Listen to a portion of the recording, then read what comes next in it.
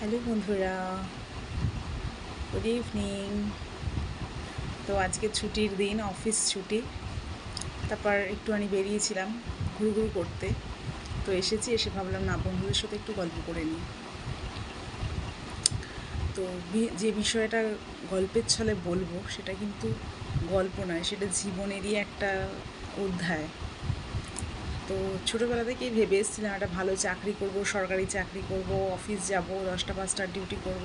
আমার স্কুলে চাকরি করার খুবই শখ ছিল।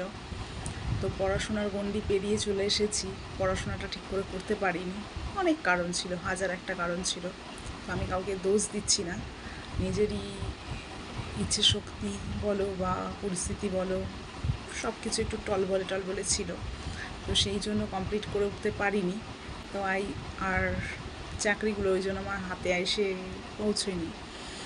তো তারপর ভাবলাম না, চলো অনেকটা বছর হলো, বিয়ে করবো না ভেবে বিয়েও করলাম। তারপরে এখনও ভাবছি যদি একটা চাকরি হতো খুব ভালো হতো।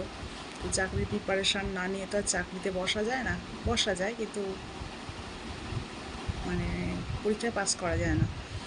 তো আমার বর সবসময় আমাকে বলবে এখন যে নিজে করো না, একটা পরীক্ষা দাও না। কিন্তু পরীক্ষাটা কখন দেব, কিভাবে দেব? প্রথম হচ্ছে যে কোনো সরকারি চাকরি, পিএসসি হোক, রেল হোক, আইসিডিএস হোক, আমাকে তো পড়তে হবে। আমি 10 ঘন্টা ডিউটি করে এসে দুটো বাড়ি সংসার সামলে আবার নিজের জন্য তৈরি করবো কেন? আমার আজ থেকে 15 বছর হয়ে গেল পড়াশোনা ছেড়ে দিয়েছি। এখন বইপত্রগুলো নাড়াঘাটা করবো, তবে তো পরীক্ষার হলে গিয়ে বসে কিছু লিখতে পারবো। আমি সেজে গুজে পরীক্ষার হলে গেলাম দেখাতে যে পরীক্ষা দিতে যাচ্ছি, অথচ কিছু লিখতে পারলাম না, তাহলে কি কোনো লাভ আছে? তো যাই হোক, একটি বই কিনে এনেছি আমি, আর আমার অফিসের দাদা একটা বই দিয়েছেন। তো যাই হোক, সব মিলিয়ে মিশিয়ে পড়াশোনা শুরু করেছি। কতদূর কী করতে পারবো জানি না।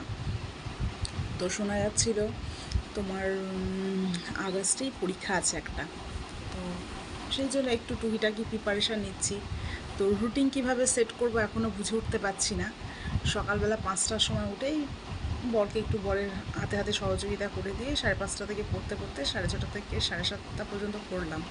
পুরোটা আবার নেশা, নেশা মানে ওটা আমার কাজ, করতেই হবে, শ্বশুরবাড়ি বলে কথা। শ্বশুরবাড়িতে যা কাজকর্ম করার করলাম, করে টোরে কোনো দিন বাপের বাড়ি এলাম বা কোনো দিন এলাম না। যেদিন বাপের বাড়ি এলাম না সেদিন তো শ্বশুরবাড়ির কাজকর্ম করে অফিস চলে গেলাম।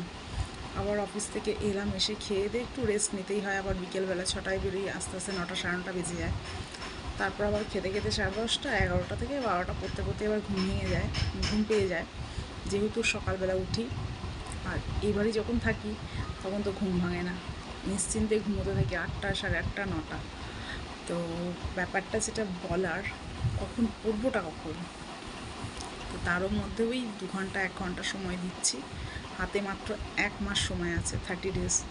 তার মধ্যে কোনো দিন হয়তো কেউ বাড়িতে এসে উপস্থিত হয়ে গেল, পড়তে বসলাম, তখন চলে এলো, ব্যাস পড়াটা ক্যান্সেল। বা কোনো দিন হয়তো দেখা গেল মাথা যন্ত্রণা শুরু হবে আগামী 30 দিনের মধ্যে, কখনো পেটে ব্যথা শুরু হবে, দাঁতে ব্যথা শুরু হবে, কানে ব্যথা শুরু হবে।